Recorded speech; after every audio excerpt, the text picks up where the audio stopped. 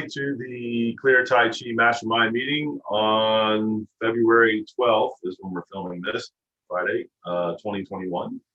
And welcome. And I'm Richard Clear, your resident host. And this is Matt Holker, who is the regional organizer for Maryville, Tennessee, outside of Knoxville. Hello, everybody. Welcome. Welcome. And then we've got Philip Chan in Columbus, Georgia. Hello, everyone. And we've got Harry Legg in Verona, New Jersey, outside of New York City. Greetings. Hello, hello, hello. And we've got Art Dawn in, is it Gaithersburg? It's Greenbelt, Maryland. It's about 13 miles east of Washington, D.C. Welcome. And we've got Chris Walsh in Maine, and he can tell you what parts. Well, everyone, I'm in Hollowell, Maine, just outside of Augusta. And we've got Jim Kelly in Boca Raton, Florida, and he's got a couple other places down there he teaches as well.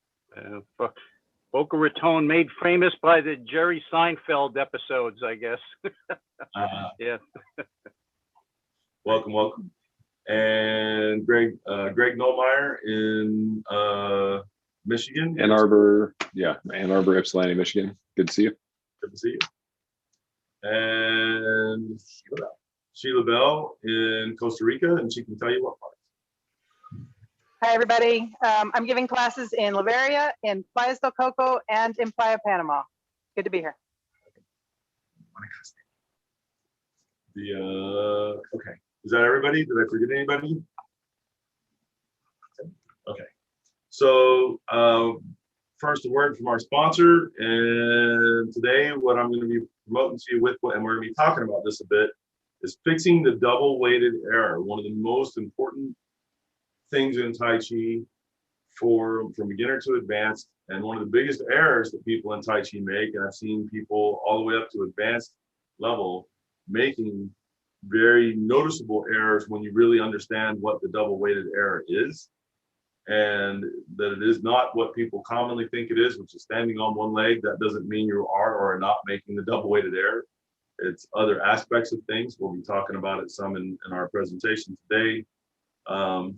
Anyways, that is available at clearmartialarts.com. Yep, go to the store, go to clearmartialarts.com and go to the store page. And there is a course there called Fixing the Double-Weighted Error that really hones in on this, really explains what the double-weighted error actually is, how to identify it, how to feel it when you're making it, how to avoid making it, what the correct kind of state is, and how to feel that, and how to really stay in correct structure and relaxation both at the same time. Like Tai Chi is supposed to be. Yep. And that course is available at Clear Martial Arts. We also have Ty Talbert with us in Colton, California. Hello, everyone. I kicked them off. Welcome. Welcome, Ty. And his nice Sorry dog. for being late, but I was in a battle with the VA. Uh-oh. Well, Hopefully one you're winning. I haven't won yet. Okay. All right, so today's topic is Chen style, body mechanics, and alignments.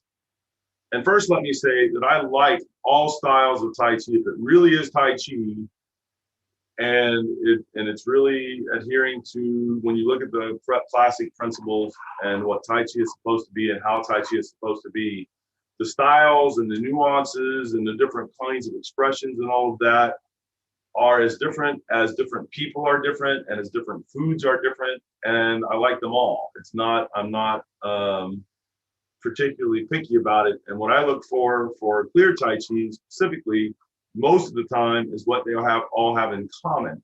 And if it's not something that they all have in common, why is that style or that method doing something that is different? And is that difference just a nuance, or is there some real benefit there to be had? And each one of the styles has things that they offer that the other ones, they may have it in their style somewhere, but they either don't do it as much, or they kind of get pushed to the side. And so I do like that individuality, but there's a lot that I like between the styles. It's the same, and that kind of thing. There are things about each of the styles that I don't particularly care for that each one of them does, but it's small, little nitpicky things that's easily, if you're really serious about it, in the bigger picture, like I am, that it's easy to be like, well, you know, if I'm eating a cherry, I don't like the pit, but I'll still eat the cherry and throw the pit in the trash. That's fine. I'm not quite throwing the other nuanced thing in the trash if I'm going to call it that style, but in clear Tai Chi, it's like, we wouldn't really want to do that because of this or that. But it's not a thing where it's like, we don't do that. Rah, rah, rah. It's more of a, oh, well, we do this. Okay. So in their proper form and expressions, practiced correctly, I really do like the vast majority of Tai Chi and the styles. I'm not one of these guys that's all those guys, blah, blah, blah, blah, those guys, you know, that, and I really don't even like to really hear that stuff. So let me say that right up front. Recently on Facebook and commonly on Facebook and the internet and social media, we had an argument with some Chen styles. They were upset with an explanation of Tai Chi body mechanics and alignment that I had given, and they thought that I was disparaging Chen style. Now they had to reach, I think, to say that, because the point of my presentation, which I'll give you the basic gist of it here shortly, is that each of the styles is after this thing, the way they go about getting there from a simple beginner standpoint, not once you've been doing it for a while and more advanced, it's very, very simple. And it's because if they're teaching 50 people, they don't have the time to go in and spend 5 minutes with each person making super intense corrections, because if you had an hour and a half and it's 50 people, well, 5 minutes a person is, you're not going to even get to everybody by a long shot.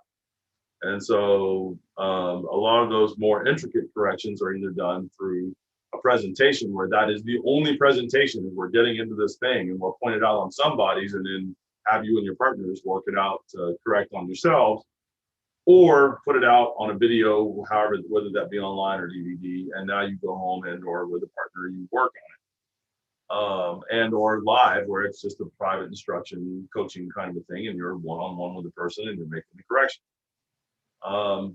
But in the beginning, especially if you've got a bigger group, you're looking for that, what's the fastest, easiest way to communicate this, and that if I'm teaching people who are going to be teaching people, the way that they can kind of across the board approach this thing and have a reasonable degree of success. And so each of the styles has different ways that they do things with that in mind for actually teaching and communicating the art. And for me, I like the way that each of them do it. I find value in it, and I'm not particularly picky about how somebody gets the mechanic or the principle going on, as long as they actually get it going on, and then it can be expanded from there. If they don't have the principle and there's errors and problems going on, then that's what I'm trying, at least from our standpoint with clear Tai Chi, that's what I'm really trying to deal with, to not have them. Because if you're not doing the Tai Chi right, it doesn't matter what style it is. And by that, I mean, if your body mechanics are out of whack, then you're not going to get much benefit out of it. In fact, you could actually get harm out of it. And so then it doesn't matter what the style is anymore. It's that mechanic is bad enough. The problem is that a lot of people in the styles, like a Chen style to a Wu style, the one where they're leaning over a bit, they would look at each other and go, that's terribly wrong.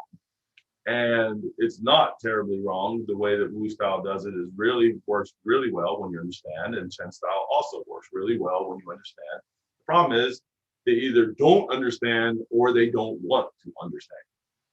And for me, what the other one is doing, and so there's the argument. For me, I want to understand what they're doing, why they're doing it, how they're doing it. Is it correct in terms of what they're trying to, are they getting the benefit they're trying to get or convey? And if they are, that's 100% in my book. If they're not, then it's not that the style is wrong. I find the styles to be each of them to be very correct about a lot of things like that, or almost everything. But the practitioner then has errors, and it's how do you help that practitioner, especially if they're going to adhere to the style, get that going on correctly so that they have the good health and not having physical issues or problems or other body or mind or spirit, physical body, mind, or spirit issues or problems because of an incorrect practice. I'm trying to be simple about this. All right. So they thought I had disparaged their Chen style, and I was not at all. I was pointing out this is the basic, simple, fast, upfront way that Chen style does these things, right? And if I was talking about Woo, I guarantee you there are Woo people out there would have thought that I was really disparaging Woo style. Same thing. Not at all. Anyways, I have a basic way that I explain how the 3 different Tai Chi styles, Yang, Chen, and Wu, approach connecting the upper and lower body for beginners. Having your upper and lower body connected as one piece that you can move with and yet still have whole body power and whole body connection is one of the more important aspects of Tai Chi, and really ideally any martial art. But on the internal aspect, there's a lot of people doing what they think of as internal or what they want to be internal, and that upper and lower body connection is off. And it's one of the most common errors in Tai Chi is that connection is not happening. And all the styles address that in a way so that they can teach a large crowd in a very short period of time. If everyone's doing what they're saying, they will be doing it correctly, even though they may not understand what they're doing yet, because it's meant for mass consumption in a certain kind of way. They will make tweaks and individual instruction and a lot more when they have the individual time with the person, and or as they continue and the person starts to gain some knowledge and some skill in the art. But they have to start somewhere and or put stuff in the early training. And so there's a way that that's done. This is an oversimplified explanation. It's simple, it's basic, and not basic like it's the foundational basic. It's basic in the sense of, hey, I can show you this in a minute, and ideally you're doing it or you're very close to being able to do it, as opposed to the hour of personal instruction it might take to get somebody, and then keep cracking if you're the teacher or the coach, keep cracking the whip, do that, sink, relax, 500 million times. But in the meantime, if I've told them, hey, stand like this, do this thing, and they're not doing that, you're not doing the thing. And then they know, oh yeah, this style does this. Even if they don't understand it, at least they're much more likely to be in the right kind of positioning, in this case, to get that upper and lower body connection. All right. So I do want to make sure I've given you guys time to weigh in on any aspects of this and for what we're talking about.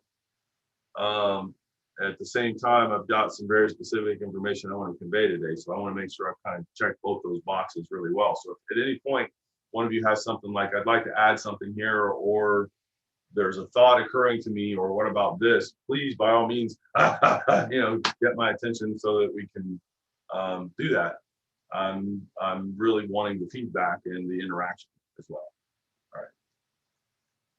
Excuse me, I'd like to say real quickly that because I think it's very beneficial you're doing this and saying how the different styles connect the upper and lower body, because and a lot of people who have had some experience with Tai Chi and maybe different styles in schools see things a little bit differently, and a good explanation of what they are doing and how they are all good, just different, is beneficial. I just want to. Yeah, cool.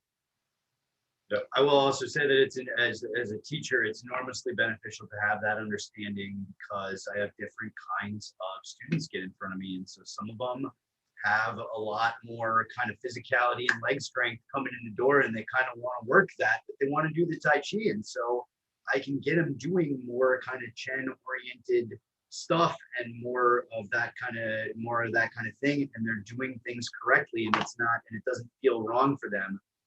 It feels good, and it's what they wanted. But whereas there's other people who come in that are more senior, and they're not trying to like pump their bodies up so much. They're more about a kind of a recuperative thing, and I can use more of a woo style approach with them, and it's very natural for them, but they're also doing things correctly, and both of them are going to end up syncing up and get the benefit out of that. And just having that understanding and having that versatility is just really invaluable. And it really should not be taken that there's one version that's better or other. They're tools, and they're each good for what they're good for, and they're good for different circumstances, and different students gravitate towards different methods. And it's just good to have kind of that bigger picture understanding of what's going on and why, and what you're really after in the long run, which I know you're about to get into. So. Well, and I get students who come, I've got a number of people who study Chen style, that they are Chen stylists who study for me. And of course, if I get somebody that's new that comes to me and they're Chen stylists, they're like, okay, well, you're not doing Chen style. Can you really teach me anything? And I'm like, I'm not going to try to teach you Chen style in terms of its frame and its basic work and that kind of a thing. Now, if you've got errors in the way that it's supposed to be done, I can point those out readily and help you make those corrections. I mean, right now too. And then the bigger art of Tai Chi, there's more in common there than there is different. Even though the people that are really serious style adherents would want you to think that they're all super different all the way through, they're not. And so it's really easy for me to talk about things like alignment and song, and that's at one level. And then to get into like double weighted error stuff, to get into the different kinds of Jing expressions, because they all use them. And that's GNC, but some of them prefer some Jings over the others. Like Chen style really prefers GNC Jing, your silk reeling. With Wu style, there's a tendency, they really kind of like electric Jing. They wouldn't call it that necessarily, but that's going on in a major way that's noticeable in that system. Wu Qing Chuan, Wu style, because there's two different Wus. Anyways, and then for Yang style, there's quite a bit of Sung as an emphasis a bit more, and then a lot more in terms of rooting or in terms of, I'm trying to think what's another good, anyways, some other Jing that they do as a sort of their first Jings, depending on who is teaching and what they're into and that kind of thing. They all do Peng, but they each do it with their own kind of a flavor on it, depending on what else they're doing.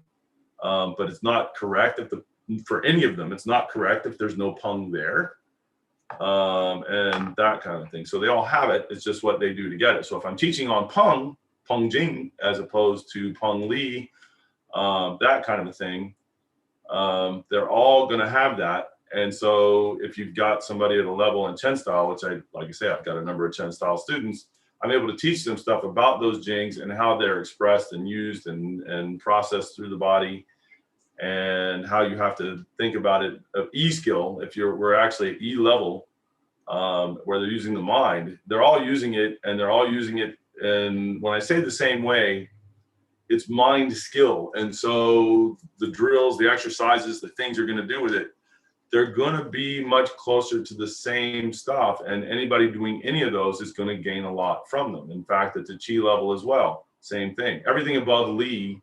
So the Li part is a fair bit different, even though they still have to get the same hookups, the same mechanics, the same body alignments in terms of what you want connected up and how you want it connected up. But everything from Qi level on, and that's all discussed in the Tai Chi roadmap, that stuff is going to be pretty much the same for everybody. You're putting it in a different vehicle, but it's like I put an engine in a truck. I put an engine in a Jeep. I put an engine in the Honda Civic. They all still have an engine and a transmission and other odd and things that are mechanical parts that they need to run. And the gasoline that I'm putting in them, or the rocket fuel, is still going to have certain kinds of responses. They're still going to need air to combust with that fuel. They're still going to need spark plugs to get fire for that fuel. You know, there's a lot of things that are in common there, even though my vehicle itself is different. So the vehicles are different, but what's going on inside of them, the internal part, which is the 99% of what the Tai Chi really is about those internal parts and then expressing them outward or in the physical world. That part is the deeper education is it's the same stuff.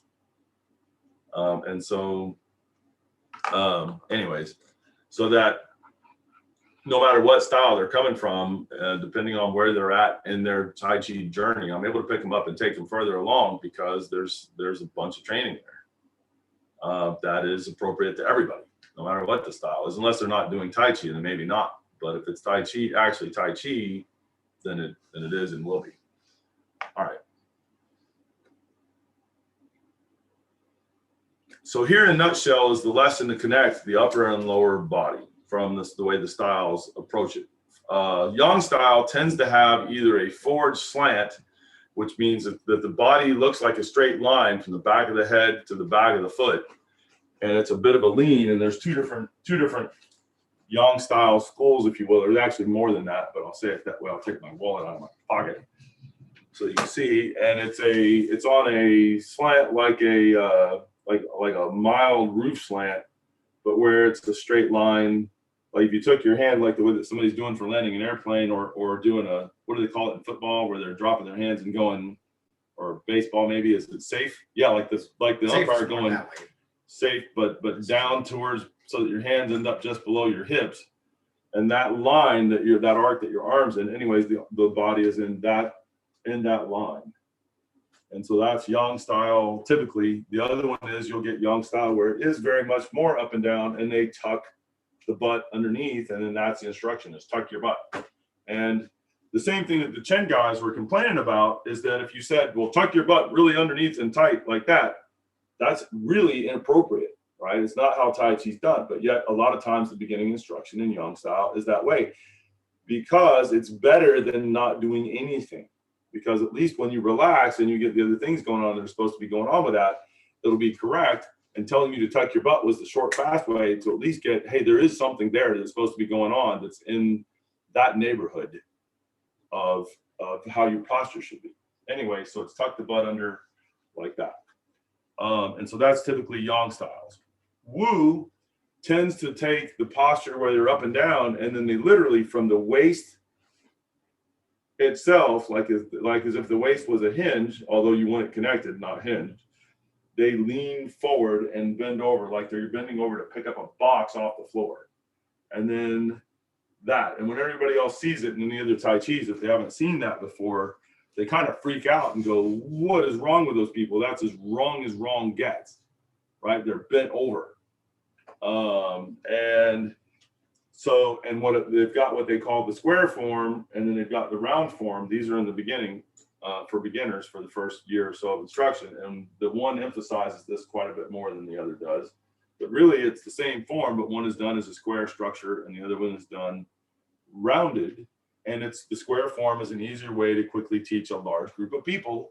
And then you graduate it so that it's round and what's supposed to be going on like that.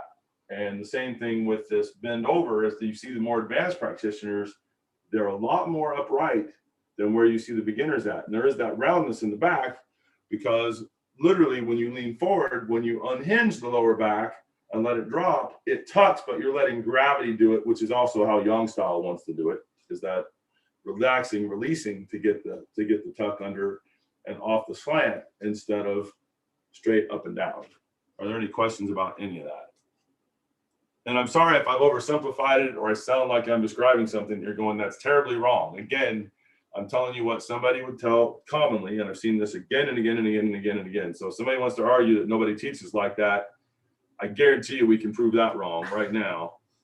Now, if they're saying that's really not correct, I would agree with you. Yeah, the basic way that they're kind of doing it's not really correct. It's taking you in the direction of correct, and then with either personal instruction or more advanced instruction, they're going to make it correct, but they had to start somewhere. And they tend to start with what I'm telling you. Okay, anyways, any thoughts, comments, questions?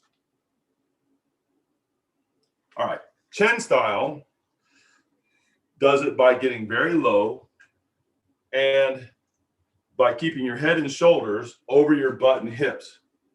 In order, because you could do a squat, and then most people go to do a squat, and what they end up doing isn't a squat. They end up doing what I call a bend over. You know, I'm squatting. No, you're bending over while you're dropping down. So you're sort of squatting while you're bending over. And so there's no bend over. It's keep your head above your feet and keep your shoulders above your hips and drop. Now, what happens is if you get down there at thighs parallel and do that, for most people, either they can't get down there without bending over, or they get locked in place. And that is that locking up, especially if your legs are close enough, and normally in Chen style, they're wide, which we'll get to, then you're in an extreme double weighted error. You can't even pick a foot up off the ground. And so that would be incorrect, like the Chen guys were complaining about, for sure. At the same time, there's a training stage in Chen where that training stage is, and usually it's done at like for the teachers that I've learned Chen from, and I've learned Chen 3 times. I've been where I was learning a Chen form all the way through and with Chen teachers. And there were no beginners in the room. And by no beginners, I mean, there were beginners at Chen style, or more or less, but not beginners at Tai Chi. And so they didn't mess around with, you don't have any strength or anything for this yet. They jumped right into, this is the first training stage and what you should be looking like. And it was get to thighs parallel. All right. And then it was do that without bending over, because again, it's not a bend over, which also disconnects, especially if your butt's sticking out and you're bent over, then you've disconnected the upper and lower body. And what happens is if you really sink down and keep your head over top and feel your backside, your butt, if you're going to keep that alignment from the head down, it's very hard to have it go out. I mean, it's like you could force it, but then you end up in this position that is like terrible. If you think about picking up luggage and holding that luggage with your legs when you're picking it up, then you have to keep this alignment from head to toe, from the top of your head down through your feet, in order to have your legs hold the weight. And so it's like that. As you drop, your butt actually comes in underneath you, and now you connect upper and lower body. And it's a training stage like that to connect the upper and lower body. Now, by the way, my teacher, and I've had over 50 teachers total, but I've had a good half dozen teachers that I've spent more than 10 years with each. Yes, I do tend to study from more than one person at a time. My longest teacher is Uncle Bill, and I've been with him since 1994, 93, 94, 93. So coming up here on 30 years. And he loves the low, deep stances, loves them. His normal instruction is lower. And it's like, I'm already down on the floor, lower, and like that. So if somebody thought I was saying the thing about deep stances, because I don't like deep stances, no, that would be wrong. I better love low, deep, low stances, because my teacher loves them and expects to see me being able to do them. I can attest to that. And anyone else who's been in the room with us also training, because it's like, if you haven't had the experience of not being able to walk the next day because you got low, then you didn't train with my teacher. Okay. So anyway, so they do this where they get really low and deep, and it is a training stage in Chen, where ideally it would graduate from that. But there's more to that, which we'll get into. But first, another word from our sponsor. And that has to do with what the double weighted air. And I've already given you one example of where your feet get fixed to the floor, and that fixed to the floor, and you can't pick up a foot, because is an example of the double weighted air in action. And we have this, by the way, on digital products. We also have it on DVD. And it is available at clearmartialarts.com, www.clearmartialarts.com. And I'll let Matt tell you any more about that I didn't just say that you need to know. Yeah, just go to clearmartialarts.com and go to the store page, and you'll find lots of material there. But specifically, this program is called Fixing the Double Weighted Error. And Steve Clear just gave one example of what the double weighted error is, and what one of the problems with it is that you can get stuck and you're unable to move without kind of adjusting first. And that can be a real problem. If it's you're talking about for self-defense, it's also unhealthy for you. It is a form of holding on to tension. Another version of the double weighted error is if you have gaps or disconnects in your structure, and this disconnect between upper and lower is another kind of version of the double weighted error, with a different sort of cause, but with ultimately the same problem that comes out of it. And so to really identify what that is and how to fix it, you can sign up for Fixing the Double Weighted Error. It's an online course. If you prefer the DVD, you can find it from that page. And for anything else that we talk about, normally you're going to be able to find that on clearmartialarts.com as well. Like we've talked about the Tai Chi Roadmap, which is a free lecture that Steve Clear gave on literally the stages of Tai Chi from rank beginner all the way up to senior master. You can find that on clearmartialarts.com as well. Yeah. One of the most common, I find that the double weighted error is one of the most common and least understood things in Tai Chi, and most important things in Tai Chi. Now it's not as important if you understand it and you're not making it, but unfortunately, what I've seen is that somewhere in the neighborhood of 95% of the practitioners out there practicing Tai Chi worldwide are making the double weighted error. I mean, like most people. And where when you really know what it is, you can eyeball it from a distance and see it. And so what happens is if you went by the classics and you do exactly what they say, exactly the way that they say them, you shouldn't be making that error. But most people, when they read the classics, they don't even know half of what they're reading. You know, it's like it's saying stuff here that doesn't make any sense. They don't know what it is. And for good reason. A lot of times the translations are either poor, or the language is cryptic, or the language is old references that don't really apply so much in today, that we don't know what that is in today's world, all sorts of things. And so with Chen, if they said, well, you're saying we make the double weighted error all the time. No, if you're doing the things that are being trained there correctly, you're not making the double weighted error. The problem is most people are, because they don't understand. And so then that education has to be put in there in order for that method to be done as it is taught to be done, and the double weighted error not to be happening. And so if you want to know more about that and how to fix it, the double weighted error, it would work for any style you've got. It's going to go into it in a way that's going to make sense to you. That's available at clearmartialarts.com. So the Chen stylist in that argument said that my explanation of Chen is not correct and that it was a disparagement of them. I readily concede that my explanation of how Chen is typically learned and practiced is not the correct way to really learn Chen. It's a basic way, like I've said, for them to be able to teach a bunch of people really fast and to go, well, here's the thing.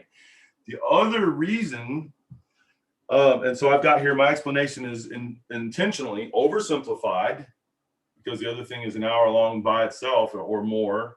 And it is how a teacher can teach the principle of upper and lower body connection to beginners when the teacher is not going to put in the time and work to really teach students how to do it, and constantly closely check to make sure that the students are doing it, or that the student is doing it, right? Because then that becomes, you're really having to spend a lot of time with one student. You got a bigger class, you can't really quite do that. It was not intended to disparage Chen Tai Chi in any way. All right, so most Chen stylists today learn this low and wide method. You can commonly see the extra low and wide stances expression of Chen style at tournaments and demonstrations. Normally, if you see a Chen stylist standing up higher, it's because they either lack the leg strength to do it. It is not either. Sorry, it's because they lack the leg strength to do what they were taught. In other words, one of the main guys that was complaining and carrying on there was like, we don't all stand super low like that. And I'm like, yeah, well, it makes sense. If you had somebody you're teaching in a nursing home, you're not going to teach them to stand at thighs parallel. That's ridiculous. They're not going to be able to do it. So I get that. You would stand up taller. So cool. Chen style. And in fact, if you see like what they call the four tigers, some of the senior Chen stylists, the guys from Chen Village that are the ones that are really promoting Chen style and out there propagating the art and all of that, most commonly you see them and they're not down there at thighs parallel. Now I've seen them, some of them do it at thighs parallel. They, at least at one point in their life, absolutely trained it like that. But they are standing up taller and all that kind of thing.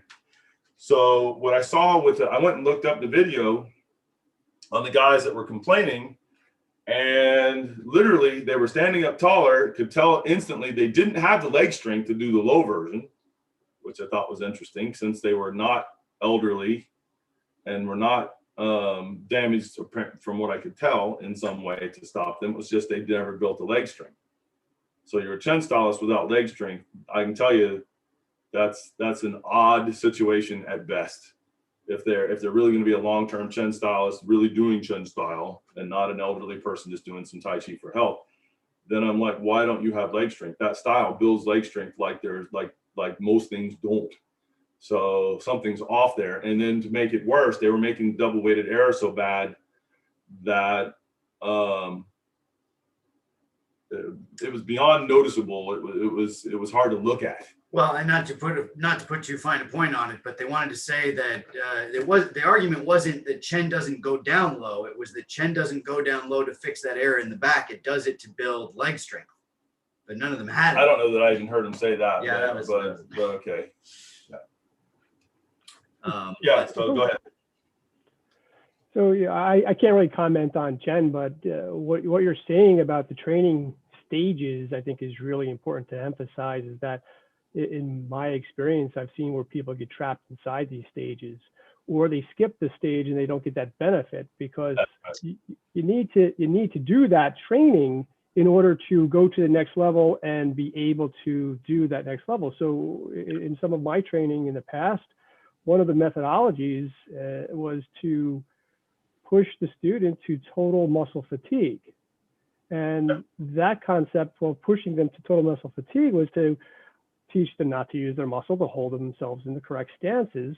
But I also found that there were a lot of the instructors in the system that didn't understand that concept, and they only understood to push you to total muscle fatigue, and they never did the follow-up that came with it. So a lot of students never got the value of that training. I get. Yeah, absolutely. Yeah, well, it's another one in Tai Chi. Another one that's like that comes up a lot is the you never change your height. That you always your head always stays. Which at is the a same height. training It's method, training. not how it's actually done all the time. Yeah. Right. Similar thing. And so most of the, like I said, most Chen stylists today, they learn this low and wide method. Pull up on YouTube and put up Chen style for tournaments and people who won first place in national, international tournaments. The most common thing you'll see is extra low and wide stances and expressions. Just Google Chen Style Tai Chi, and any basic description, like down the first page of Google, is going to include like the hallmark is low wide stances. It says that. Everybody knows it. It's not nobody, Yep. This is not secret knowledge. Anyway, so with that, the guys that were having the problem there, they were correct. That in itself, in a nutshell, was not all of Chen Tai Chi. That was a training stage of Chen Style Tai Chi. If you're going to be a martial artist of doing the Tai Chi, you should be able to do that, at least unless there's an injury or an old enough age, whatever, to where you can't anymore. And so it begs the question, what is the discrepancy? Why is the discrepancy? What is correct? And why aren't more people doing it correctly if being up taller and all that's good? And it is. And I will explain it, but I'm going to have to start it off with a history lesson. So again, one of the things that really creeps in there is that double weighted error. We've got the video fixing the double weighted error, and it is available at www.clearmartialarts.com.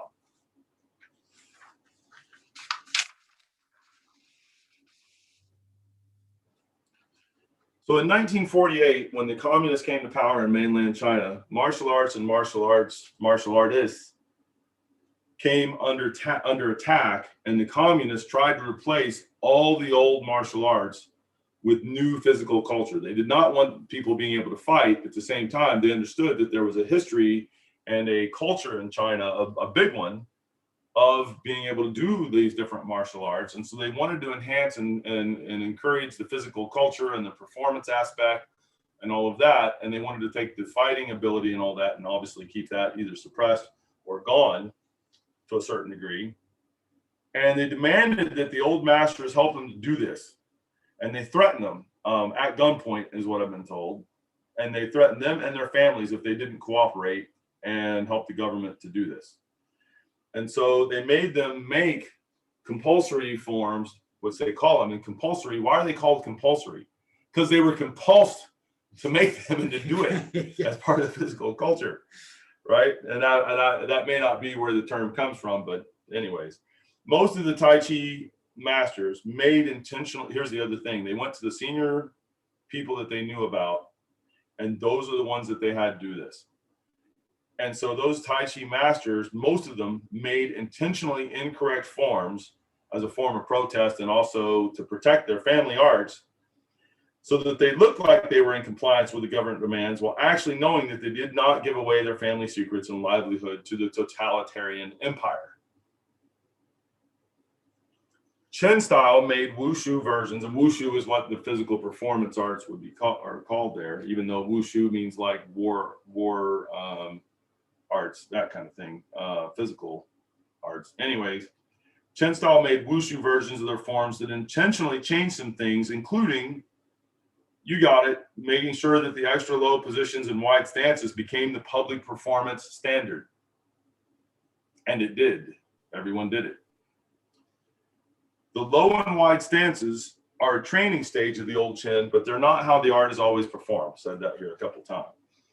Also in the government wushu version, there are some terrible leg positions and movements that have been included and put in there that are extremely incorrect body mechanics and that are extremely destructive to your knees. They will, if you keep doing that for any length of time, your knees will get tore up and be extremely arthritic, and no more, you're not doing that anymore. So young people are doing that, older people are not, cannot, will not. And every senior master that I've worked with for every style of Tai Chi, looking at the wushu versions, have pointed out. I had a lady in China that Wu Bao Di that studied with Ma Yuliang, the senior Wu style guy. She also studied with one of the Yang inheritors. I can't think of his name off the top of my head, but he's the guy that everybody would know this guy's name. He was one of the Yang style inheritors, and he wrote a book, and he was the guy after Yang Chen Fu died that everybody would go to in Shanghai for Yang style. Like if you wanted the top of the food chain, he was it. And she studied with him. And the reason she ended up, normally you'd only study from one of these masters. The two masters actually had, one of them had her as a student, the other one had Wen Mei Yu as a student. And somewhere over the years, they literally exchanged students intentionally. And then both ladies got both arts. Anyways, and I'm standing there with Wu Bao Di, and she couldn't speak any English. I don't speak a lick of Chinese. I speak enough Chinese for martial terms and that kind of thing, but I can't hold a conversation. And we're both looking at a kid doing wushu. He's doing Chen style wushu, and he goes down to a position, and she points at her leg and goes like that. And I went, yep. She was telling me, there's no way you want to do that. That's going to destroy your legs. And it was like, absolutely. And you didn't have to speak to communicate that. Anyways, so. Well, there's another little tidbit to that history lesson that I'll share, another little wrinkle for the Tai Chi community, because this happened in a lot of Kung Fu forms, but particularly with Tai Chi, it was the Beijing Olympic Committee that was notoriously responsible for compelling the families to produce these forms, because they saw the popularity of Taekwondo, and they really wanted a Chinese cultural Olympic event. But 108 moves is way too long for an Olympic event, especially when you're doing it slow. So this would have happened after 1948? This was one of the reasons why they were putting all that together. In 48? In 48, so Taekwondo wasn't in the States yet. So they saw the popularity of it in Korea, or so maybe that's why there was a sense of urgency later. In the 60s. In the 60s. In the 1960s, yeah. But so 48 might have been early for the Taekwondo thing, but it was the Beijing Olympic Committee that was trying to put together an Olympic event that was like. Oh, they were, yeah, no, they really highlighted the wushu and got some people doing some fantastic in terms of speed, in terms of the acrobatics and all that. And yeah, that happened in the late 1960s, early 1970s. Okay. And it was when Taekwondo was starting to really take off like that, and they saw it. Yep. They wanted Tai Chi to be another one of those events, and the masters who put these forms together didn't want to turn it into that. It wasn't supposed to be that for them, and it was about fighting art, and so they kept the secrets for themselves, and they put these wrinkles in there that are really not good for you athletically. Physically, yeah. And now, a word from our sponsor. The internal power that comes at the higher levels of Tai Chi can seem mysterious, but that is mostly because Tai Chi students don't see the big picture yet. They don't even understand what the higher levels of the art are, much less have a plan to get there. Even though the senior masters mostly agree on what the steps are, they mostly don't talk about it. On the TaiChiRoadmap.com, I outline all of the steps of Tai Chi development. Everything is explained so you know what to do, when to do it, and why. This is the complete roadmap to Tai Chi mastery with an explanation of all the steps from rank beginner to senior master. Again, that is a free course that you can access online. Go to TaiChiRoadmap.com to sign up. That's TaiChiRoadmap.com. All right. to do old Chen or any Tai Chi, old style Chen or any Tai Chi properly, the proper width of your legs, the distance your legs are apart, is coordinated with your stance height, with how tall you're standing or how low you're standing, so that there is an appropriate mechanic externally in connection in the tendons, and so that no double weighted error is happening internally or externally. And what that means is that if I'm standing all the way up, I don't want my, like if I'm standing up tall, normal, like for what people just standing there, I don't want my feet further than my shoulder width. I actually, if you can pick one foot up off the floor and pick the other foot off the floor and like march around and walk, and you can just do that, then that distance that your feet do that comfortably at, that's the distance for that. For every increment that you sink, you can go ever so slightly wider and still do that. If you try to move your foot out, so if you sink an inch or two and then put your feet out 3 to 6, like 6 inches further apart, try to pick up your feet now, and you'll find that you've got this hindrance in your body, and yet you can move your hips and do everything, but your feet don't want to pick up like that. That is the beginning of the double weighted error. And if you sink a little more, I'm sorry, don't sink a little more, stand up a little more, but have that go out with your feet wide and realize you can't pick up your foot without literally shifting from one side to the other. Now you're making a version of the double weighted error. There are half a dozen different versions easily. You're making one of them. And so you've got to sink enough so that you can pick up a foot and set down a foot automatically from where you're at again. And that's what you're going to have to do to have the right amount of proportion. So with a lot of Chen styles, you do this super wide stance, and yet they're standing up kind of high, and they have to like wave in or use the Jianxi Jing in order to go in and kind of loop so that they can move. Well, the problem is you had to move before you moved. That is the double weighted error. That's why they're having to move before they can move, make an adjustment before they can move. And that is an error. You don't want it. Tai Chi does not work like that. No Tai Chi works like that. It is the double weighted error in action. So it is the double weighted error if you have to shift or internally change in order to move. And that's, again, that's one aspect.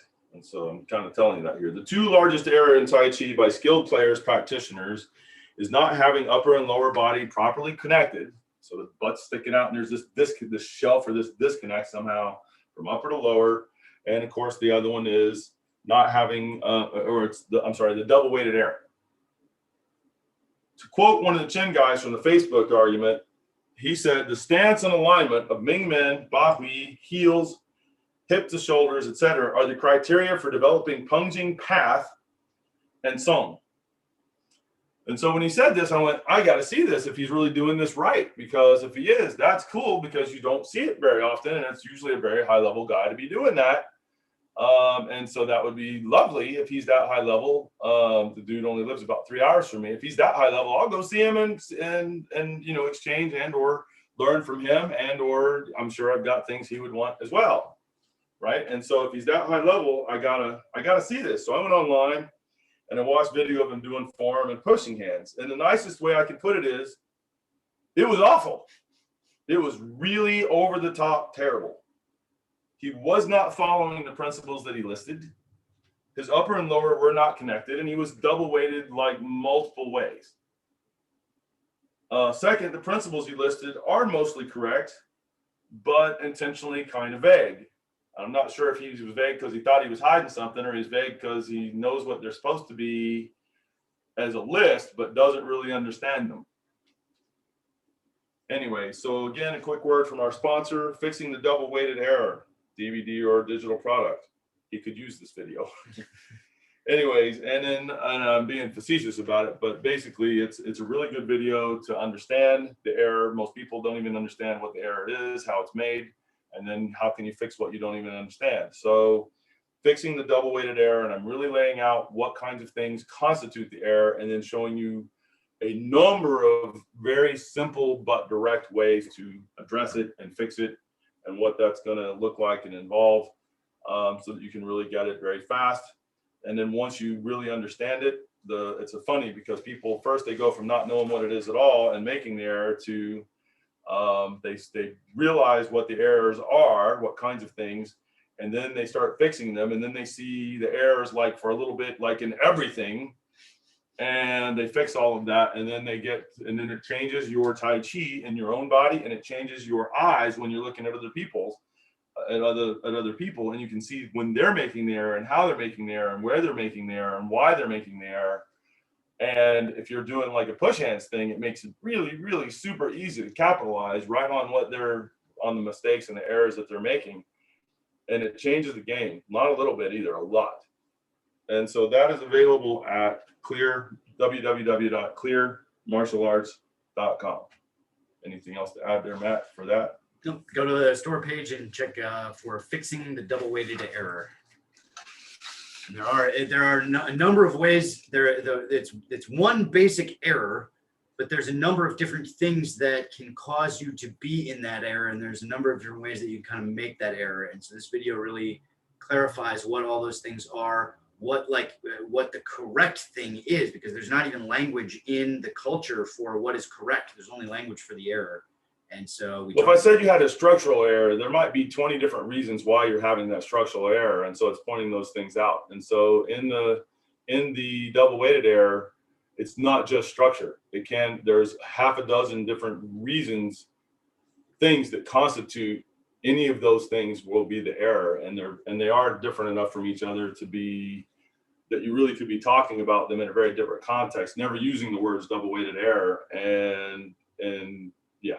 Yeah, and so it really expounds on what each of those kinds of aspects of the error are and what it takes to correct them. And so it really literally is fixing the double weighted error. And like Steve Clear said, it is a game changer. We've had senior students who have been in Tai Chi for years who got that education and that material and put it into practice and said it was like somebody turned the lights on. Like everything prior to that was just stumbling around in the dark. And it really makes that kind of a difference. It absolutely makes that kind of a difference to understand what that error is and to fix it as opposed to carrying it. It is not a little bit. Yep. Okay. So clearmartialarts.com. Yay. Here's a breakdown of some of these alignment principles actually for how they're supposed to be. And I'm talking about for Chen style. Reasonably, this is true with all of them as well, all the styles. Although, like I say, for Wu style, there's that tendency to be sort of bent over a little bit, for lack of a better way to say it. I hate saying it like that because it's not exactly accurate, but it's the simplest way to say what they're doing. Anyways, for Chen style here, for its Ba Hui, which is the center top point of your head, over your Hui end, that's the spot between the anus and the genitals on the body, and that there's ideally a straight line through you down through that point. And then from your center there, if you drew a line from the center of your hips across through Hui in like that, ideally that is directly positioned over top of the bubbling well in the body so that you have a truly straight line from head to toe. That one can be a little bit more difficult for people to do, although it's an important one to get.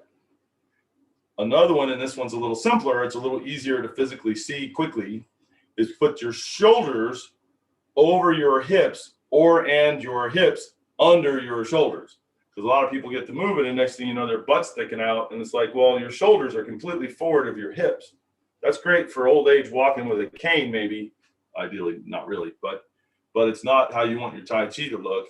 Ideally, that's extremely straight up and not leaning back either. It's straight up and down with the shoulders directly over the hips, directly over the feet. The Ming Men, and the Ming Men is the center small of your back. Think about it like most people are familiar with lower dantian or have heard that term. Think about it as a spot on your back that's a pressure point about the size of a silver dollar, old-time silver dollar. But that you want to think about it in terms of as much interaction and size and everything as lower dantian, which means it can actually be closer to the size of a plate, you know, like a dinner plate, small dinner plate, but dinner plate, and with some more volume there than that too. So it's not like it's flat. It's like it's got some, it covers some area. Anyways, so the Ming Men directly over your heels and slightly inside of your heels, not outside of them. If it's outside of them, that means your butt's sticking out. And so it really is directly over the inside of your heels so that when you move from your feet, you find that your upper and lower body are connected, and that you can get power from your foot, all like the one dude said there, where it's the path for Pengjing, the Pengjing path, that path is correctly held within your body. Note, neither of these two things will be correct, or three things actually will be correct if your butt sticks out. There are quite a few reasons that people's butts stick out. One of them is they're standing too low. They actually are trying to get low, and they're out of alignment. And so then they end up with their butt sticking out because they don't have the leg strength to hold them up. Lack of leg strength. That's another reason. An injured or deformed back. And by deformed, I mean like scoliosis of different kinds and this sort of thing, where they've got physical issues, errors, problems, or deformed, something that's not ideally shaped in the best way that a human body would be shaped. Another reason for it is that they just simply don't really understand or know the principles of the art. Another reason is a lack of discipline in their practice of the art. Another one is they've not been taught properly. The person taught them and they said, here's what's supposed to go on, and they never got really that close up, really corrected instruction. And then last but not least is they have not been supervised, corrected in their training practice. It can be really difficult to eye your own butt, right? To see it in your own backside to see, is it correct?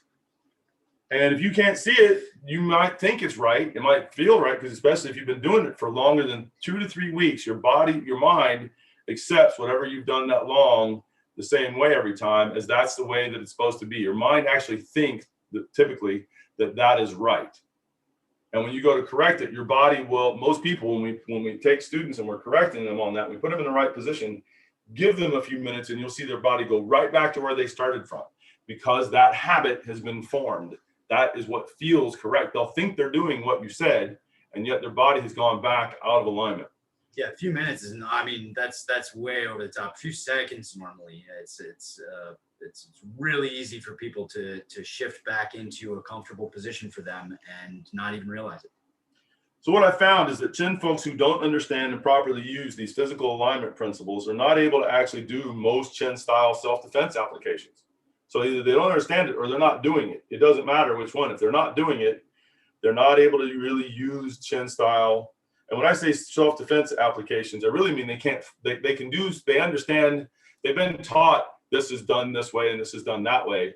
They understand what's supposed to happen, and they may even be able to do something, especially if it's like poke them in the eye. Well, okay, they can poke somebody in the eye. So they understand some self-defense applications. What they aren't able to do is to actually fight using the style in the way that it was meant to be used, the fighting method of the art. They don't have it and or can't do it. And even if they're trying to do it, if they understand what's supposed to happen, they don't have the correct body mechanics, which makes that method of fighting nearly impossible. Like, it's really, really, like, they could be trying to do it, but against somebody who's using proper principles, it's going to be night and day, the difference in skill right now. And it's going to be the difference in that they have the physical ability of it, the physical power of it, the internal power out of it, and their ability to actually move that way and use it. And so if they know what's supposed to happen, either can't do it or can't use the art for real, if this is the issue. And it means they might know how some applications, they might know some other kind of a fighting method. They just can't fight with Tai Chi, and probably don't know how, because if they were taught that somewhere along the way, especially somebody coaching would have been like, you're going to have do these physical principles right, or this isn't going to work for you, and I wouldn't recommend it. All right. And so hopefully what I'm communicating to you here is that, so you really want to make sure you get it right. There are ways that you can get it right. And even if you're a teacher who's been in Tai Chi for a number of years and you don't have a teacher that you're under right now, if you get with somebody like any of our instructors that are on the call here, anybody else that you can tell by physically looking at them that it's really correct, and have them look at you and be willing to take their correction if you trust them as a source of information, and you'll be able to get it right, and it won't take long. What'll take the longest is building the new habit to do it correctly, but it's worth the time and effort. because it'll affect your health long term. It's Tai Chi after all, and you'll be able to use the art as opposed to this wrong thing that's going to just literally doing it where this upper and lower body aren't connected, and both the postural errors, the structural errors, and the alignment issues that come out of that, and that your body will grow to how you hold it. It's going to cause you problems. I really can't stress that enough. And I want better for people than that. That's a big part of the reason why I'm in Tai Chi and Tai Chi Chuan the way that I am. I want people to get the benefit. I hope you don't ever have to use it for self-defense, but if you do, I want you to have that part going on too. All right. So the word from our sponsor. So I'll jump in there because we just talked about being able to fight with Tai Chi, and where the Tai Chi fighting method is concerned, it's the same as Tai Chi as an art. And then there's these different kind of systems or styles that can kind of get you to the bigger picture of Tai Chi. And they have different emphases and different ways of doing that and different processes for getting you to the art of Tai Chi, but they're all Tai Chi. Well, Tai Chi fighting is the same way. There's different Tai Chi fighting methods and different strategies for using the principles of Tai Chi in a fight, and they're all correct as long as they're correct. And there's different strategies and different versions of the Tai Chi fighting method. And one of the most impressive ones to me, one of the ones that really kind of looks the slickest when you see it working, that is very clearly a Tai Chi fighting method that anybody looking at it and it would recognize is like, yeah, they're using Tai Chi principles to fight, not sort of that's a Tai Chi fighter. And it works really, really well, even for people who don't have a lot of experience with Tai Chi as a self-defense art yet. Maybe you've been doing Tai Chi for a while, maybe you have some principles, but really don't have a fighting method for it yet, haven't been kind of exposed to that side of it a lot yet. To be able to make it work, the water fighting method right out of the gate is one of the best for all of that stuff kind of all at once. And we're going to be doing a water fighting Tai Chi water fighting method workshop here in March. And so you can find that on our events page, which is also at clearmartialarts.com. And so if you're interested in the formless fighting, the fixing the double weighted error program, you can find that at clearmartialarts.com on the store page. If you're interested in maybe joining us to learn more about the fighting method, specifically the water fighting method of Tai Chi, which is very, very powerful, but still relatively easy to pick up for beginners, check out the events page and you'll find more about that. But head to clearmartialarts.com. On the water fighting method, I'll be showing ones that are much more, for lack of a better way to say this, flowier, and where if your alignment was like your upper and lower body weren't connected, there are problems that you would notice. The difference between somebody doing it and not doing it is going to be like noticeable, but you could still use it that way, and that's on the lower level of it. There's some higher level methods there that if those connections aren't proper, you just won't be able to do it. And so we'll actually be making that kind of correction during the workshop, because you're going to have to do it correctly in order to be able to do some of the more advanced stuff. Yeah. And so that'll be happening in that workshop. Well, and so we will be spending some time on that in the workshop, but if you want to get a leg up, if you want to join us in the workshop. Well, that's not fixing the whole double weighted error problem. That's fixing your upper and lower body connection, which then is going to help you to be much more correct. The other thing is, it's really hard to do any kind of the water fighting method and be in double weighted error. Yeah. And so that'll be addressed some, but it's not like I'm going to be giving a half a day on double weighted error. If you want that, get the double weighted error video online there, whatever, and then work on that. And then if you're making an extreme double weighted error in the thing, I'm going to be like, okay, let's fix that. I'm going to give you the simple fix for it on the spot, not probably even using the term double weighted, just let's fix your alignment right now so that you can do this art correctly for the application you're using, and from there. But just think about how amazing it would be if you showed up at the workshop already having worked out all those kinds of errors and could just really focus on how to use it. So head to clearmartialarts.com and check all that out. I think it's worth mentioning, because we never know who's seeing these podcasts for the very first time. We have discussed this in previous podcasts, that many, many, many Tai Chi practitioners' ideas of fighting with Tai Chi is knowing the applications to the movements. And here we are talking about fighting methods, and people could very well be going, huh? What? So it's worth just mentioning that. Yeah, it is. You're really right. And so if somebody thought that all boxing was a hook and a jab and a cross, and that's all they did, and then they get in the ring and they get creamed, and they go, "Why'd you get creamed?" Well, because if you had to ask me on boxing, what is the number one thing if you're in a boxing ring that you had better have going on? Is it that hook or that cross or that jab? I'd be like, you want those, but none of those are the most important one. And you're like, really? What's the most important thing? And I would be like, footwork. You better be able to move because if not, the other guy's never going to be there when you throw your jab and your hook and your cross. He's always going to be somewhere else. And when he's when he's flanked you somehow and he's punching your head in and you don't have any footwork, you're going to get creamed while you're trying to turn around and face him because you didn't have any kind of footwork. And so if you had footwork, I can take a puncher that's a mediocre puncher, but has great footwork, and I'll put him against a great puncher with no footwork. And my money's on the guy with the footwork. The kind of a thing. And so what's the difference there? Well, the footwork with those hits, that's the fighting method. Right. The other thing is, I'll say it this way: if I had a guy doing a cross, a hook, and a jab on the bag for 3 hours as training, or an hour, 2 hours a day for a week before a fight, and then I had another guy that got in there and shadow boxed and or really boxed like sparring, but carefully so he's not messed up for the fight, and he boxed every day for an hour, 2 hours a day before the fight, my money's on the guy that was actually up there boxing, as opposed to the guy that was just throwing hits at a bag. There's a big difference between boxing and jabs and hooks and crosses. And the fighting method is the boxing. And the same thing is true in Tai Chi. Being able to apply a move is not the fighting of Tai Chi or the fighting method of Tai Chi. It's an application of a technique. It's not the same thing at all. You actually have to use the principles in a wide variety of ways and understand different aspects in order to really be able to fight with the art. And so that's in this case, and there are different methods for that. This is the water version, and there's a lot to it.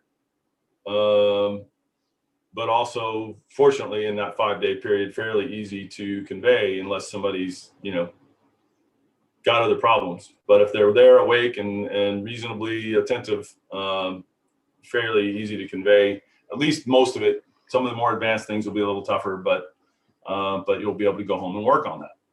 And expect that you will be a little bit less awake by the end of it because it's a lot of information very quickly, but they're great. They're great workshops. You should definitely think about coming out. Check it out, clearmartialarts.com. So the alignment principles in Sung create the conditions for proper energy movement and expression through the body. A common misconception is that these principles create Pung. They don't. They create the circumstances, like the dude said on the post there, where he was saying it creates the pathway for it, but then you actually have to do it. And if you're holding the physical part, that's Pung Li, or like really low level Pung, and not extremely useful, and typically has a bunch of tension in it that's inappropriate. Then there's Pung Chi, which is you've got the energy in there properly, and then there's Pung E, which is really using your mind in the right kinds of ways to do it. And this all involves that it's not like you went to the next level and left out the stuff from the lower level. It's the lower level stuff is still present. So in other words, I still have shapes that are appropriate to Pung. I still have the energy pathway that's appropriate to Pung. I still have my mind in the right kind of thought and the right kind of approach for Pung. And then I focus all of that with my mind intent, direct the energy into the shape, form, or expression, so that I have Pung. Now we're talking about Pung Jing. And so it creates the conditions so that you can have Pung Jing, but it on its own does not make Pung Jing. They do the positions and the alignment and the relaxation, the song there, they do make a ground path and your body into a proper vessel for energy flow, which is a condition required for Pung. But they don't on their own make Pung. All right. These physical alignments do not create Sung either. They create the ideal Tai Chi body position for Sung, and they're one step on the journey to not making the double weighted error. think of sung as relaxation equally from top to bottom. That if somebody draped like a skirt around you, that the center of the skirt would be over your head, and that you would not be skewed towards any direction other than being truly in the center. And that it would be equal in every other direction, and everything relaxes or drapes equally. And you start to get a better idea of the kind of positioning you need for the sung. And then there's other aspects to this. Your position cannot be skewed, or your body will tense due to its position of improperly folding up. If you start to bend over, parts of your body are getting stretched. And like, let's say I'm bending over forward, my back, there's some stretch in there, back of the legs, through that area. And the front of the body is starting to get a bit scrunched. And so it's a stretch tension and then a tension by folding that are both brought into that posture, right? By the way that you're moving. And so ideally you're not doing that. And I'm not saying you wouldn't do movements and stuff, but with a great awareness on that so that you maintain that central position a lot and whenever possible. And then you are doing things that are moving around a bit more than that, but there is understanding that has to be there. Otherwise, sung goes out the window as you bend and move around, which is very common. Again, and that is a double weighted error actually as well when that happens. So that's why I said there are different aspects. Of course, most of these principles apply the same way to all Tai Chi styles. And so I wanted to give you guys, that's what I've got for you today, for me. Although I'll certainly participate in any discussion, and I wanted to open up to you guys and anything else that you think you might want to say to this, add to this, comment on this, ask about this, whatever might be good for you. I would just like to add, as far as checking alignment, is I have a long mirror set up to where I can stand perpendicular to it, and I can check at least my upper body with just a glance to the right or the left, or at a slight angle to, as I say, check my alignment without having to get out of posture too much. And I find I'm, usually having to correct, but it helps me keep aware of the posture so I can be more correctly aligned more consistently without, having to go through a lot of twisting or. If I'm having to do it on my own, what I want to do is take a video camera from the side or from the best position to show the angle that I'm trying to see, and then and hooking it up to the monitor so that the monitor is in front of where I'm at, so that I can look directly at the monitor while I'm doing what I'm doing and correct in real time and see it. And then continue to move, and then you're going to go extra slow, at least at first, so that I'm really paying the extra attention to that. The bigger thing is, even doing that, it can be a tough mental exercise. You'd think it'd be tough physically, but I mean, let's say your butt's just sticking out a couple inches and you're pulling it underneath, however your alignment's supposed to be. The other thing being, if you're so used to it a certain way, let's say you did it by pulling it in. Well, that may be adding in attention, and you're going, okay, how do I fix this? And so you may not, a lot of people wouldn't have enough information to know how to fix. Now, if you're correcting other people all the time, and you know that you've got students that they're 100% correct, that alignment is like perfect, and the only reason yours is off is because you can't eyeball it, then you should be able to do it the way I'm talking, what you're kind of saying and what I'm talking about here. So cool. And Thank you for that. Yeah. Yeah. Yeah. And there's different stages of it, because ideally you'd want to be able to feel it. And then the goal is to be able to feel what correct is, and then be able to kind of get into correct on your own. But sometimes you come out of it, like Sifu Clear has said, I think he said on this call, but if he didn't say it earlier in the podcast, he said before that there are times when he's gone long enough without visually checking where what feels right to him, when he checks, it's like, no, that's a little off. And then he has to put in a little more work, like with the mirrors and, with the kind of the video setup, like what he was talking about. Yeah, I hadn't said that in this call, but he's right. I've had to do that at times. And it's just because, as teachers, how often does anyone check you? Yeah, how often are you really getting checked, right? Right. And so I'm in a very fortunate position, because it's like every day, because he's my teacher and I see him all the time, but who's really checking him? And so the answer is Uncle. he has to, uncle, yeah. But the real answer is he has to. You guys that are on the call. Yeah. Hey, see where your butt's sticking out. Oh, thanks. Okay, yeah, that was my wallet. Anyway. Yeah, the likely story. Or my fanny pack or whatever. That's a more likely story. But yeah, thank you, Art. Anyway, that was a good point. Yeah. I had to use some kind of excuse. Anyways. All right. Anybody else? Any experiences with people who have asked, like students sometimes ask me, they may have heard about, well, like what's Wu style, what's Yang style, what's Chen style. Any things that you share with your students about that? Have you had any students come in specifically requesting stuff from one of those styles, and like how have you approached that if if you've been dealing with that? Just curious. I haven't really had. I'm sorry, Sifu. What I heard you say was that if somebody came in asking Chen style, you don't teach Chen style. Is that what you're asking, or was no? Like, so if somebody comes in, maybe none of you have had this experience. I have had students come in who've heard about Chen style and Yang style and Wu style, and they don't really know the difference, but they know there is a difference, and they want to know what the differences are and what the kind of benefits are, and what do we do and why do we do it, and they want kind of an understanding of that and an explanation of that in sort of sweet and simple terms on their first day when they're still deciding, like, am I going to do this at all?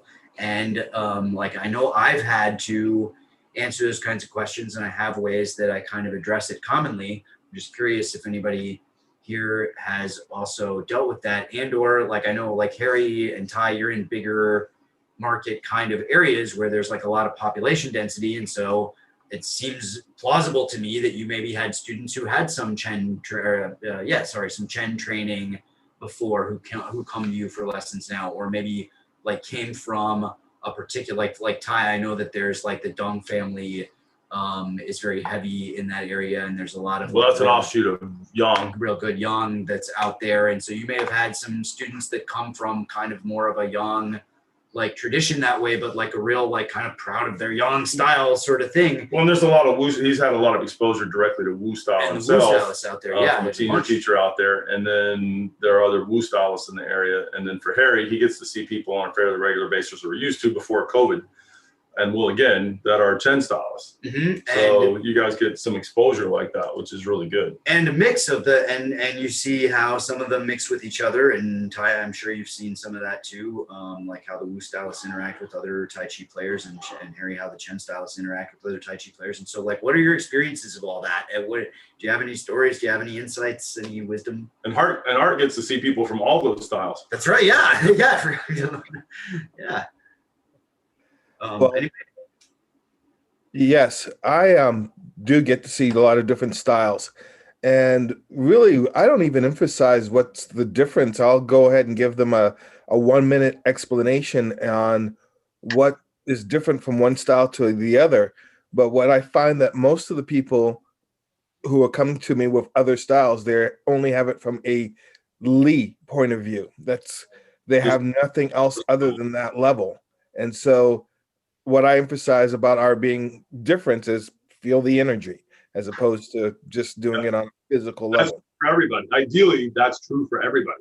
It would be, but yeah. The feeling the energy and the E, the mind level, and then the Jing, the different Jings, and then from there, and all those and the principles and stuff, that should be the same.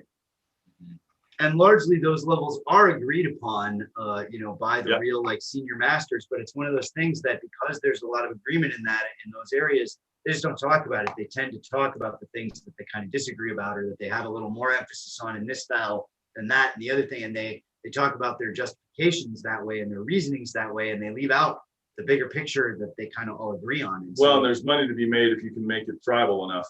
Well, that's our style versus your style. There's money and there's headlines in that. There's money in that. But unfortunately.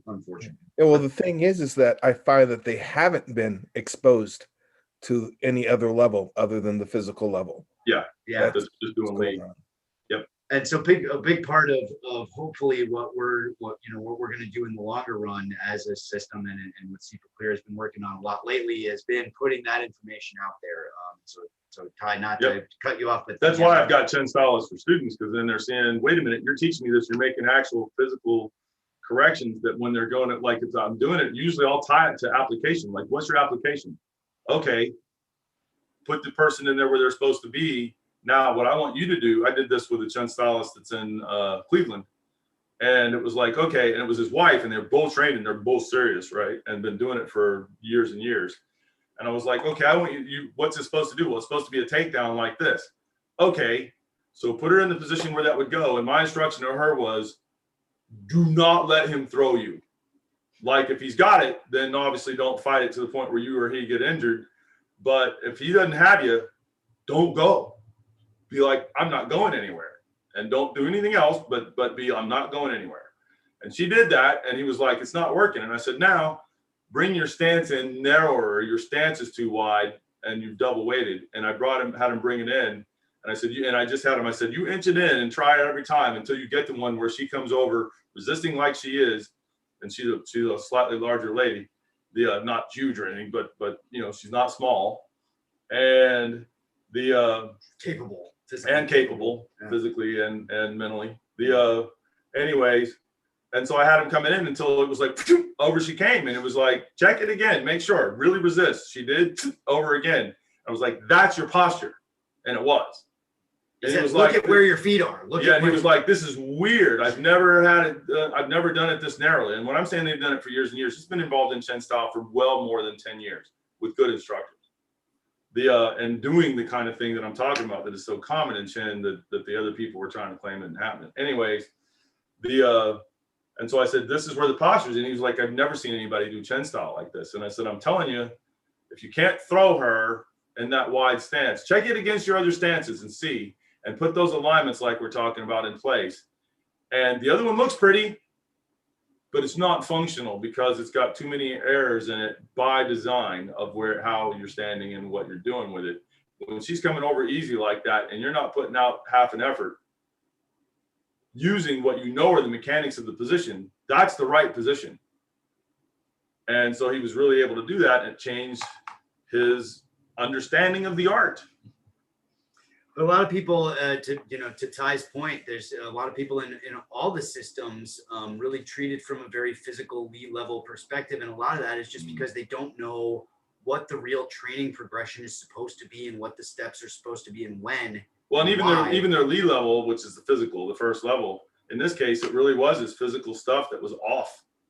But yeah, and that's going to continue to be off as long as you don't have a real clear roadmap of like what the big picture of the art is and what the training steps are and where you're trying to go with it, because you're going to end up focusing on the wrong elements. And if you don't have good instruction, you won't be able to tell whether your instruction is right or not. You have no guidepost, no roadmap to follow. And so to correct that problem, Sifu Clear put out the Tai Chi roadmap, literally the roadmap to Tai Chi mastery. That is all the steps, what they are, not exactly how to do them all, because that would be really, really exhaustive. But well, I mean, that's the whole art, which is 30 years of training. Exactly. But the broad brushstrokes of what those steps are and what you should be looking for and how to know when you're doing things right and how to know how to step up to the next level and when it's appropriate and why you want to do that.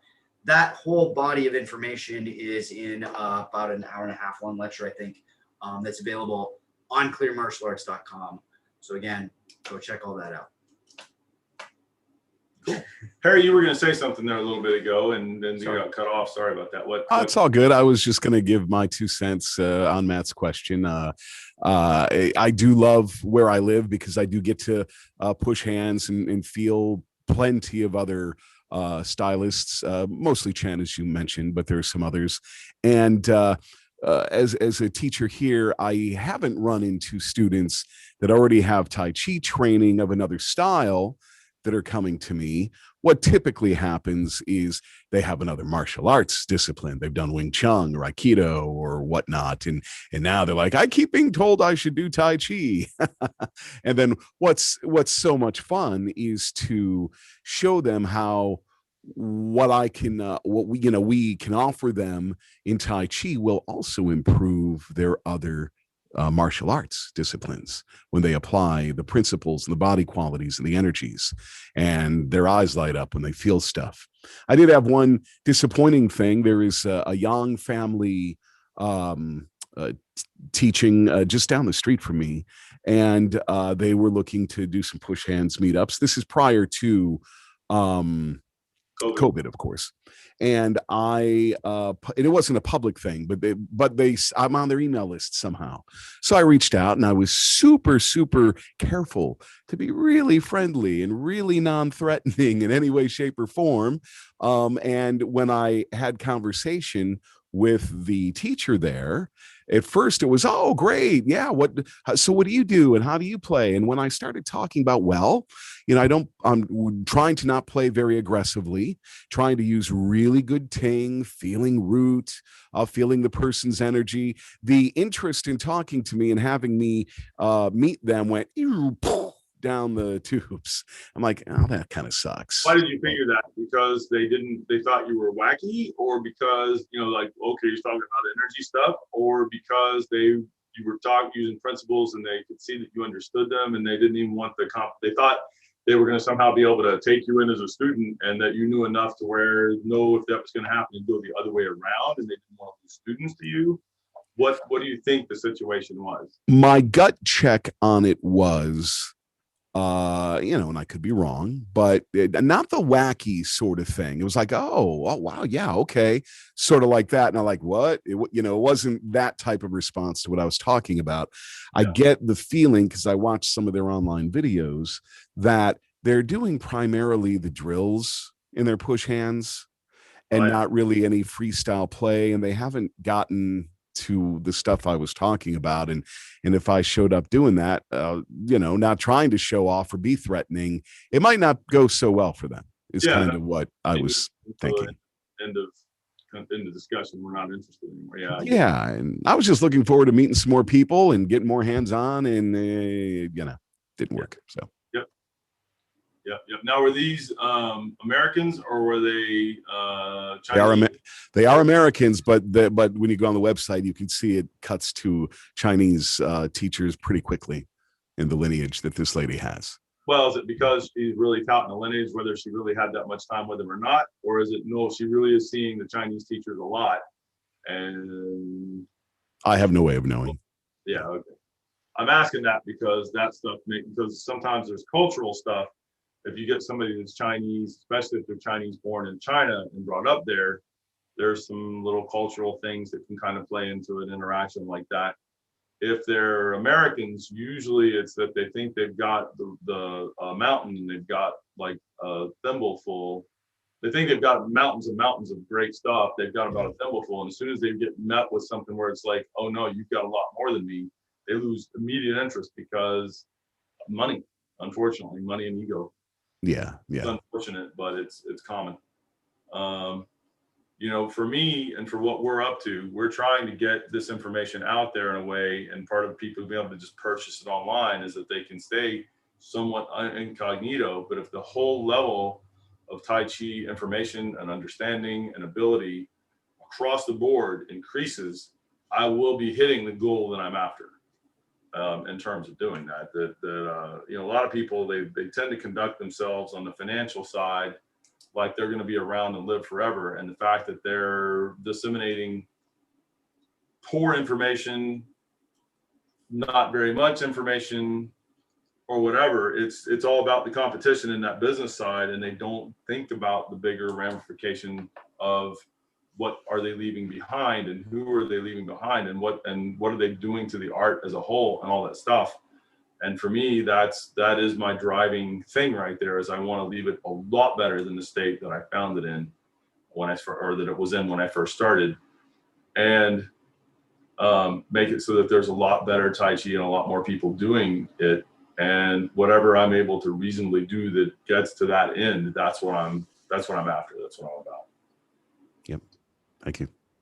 And I know most of you guys are too. That's part of the reason you're all and all that. So cool. All right. Anybody else? And thank you. Great talking to you all today. Look forward to more next time, and be well and be safe, and talk to you soon. Thank you, Sifu. Yeah. All right. And now, a word from our sponsor. For those of you who are interested in internal power and want a reliable place to start, And for anyone who wants to experience internal power for themselves, go to internalpowerguide.com. I built a crash course in hands-on internal power. The practical guide to internal power is a work at your own pace online program. It is the course I use to get students from 0 to 60 as quickly as possible. And it is totally free. So sign up at internalpowerguide.com now and get started right away. That's internalpowerguide.com.